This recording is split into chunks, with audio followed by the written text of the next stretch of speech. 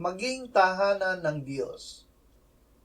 Ipinangako ni Jesus sa nagmamahal sa Kanya na ihahayag niya ang Kanyang sarili sa Kanya. Ang paghahayag ay hindi lamang sa pamamagitan ng Kanyang salita, kundi sa pananahan ng Diyos sa Kanya. Sinabi ni Jesus, "Kung ang isang tao ay nagmamahal sa akin, ay Kanyang tutuparin ang aking salita, at siya'y mamahalin ng aking Ama, at kami lalapit sa Kanya, at kami gagawa ng tahanang kasama siya."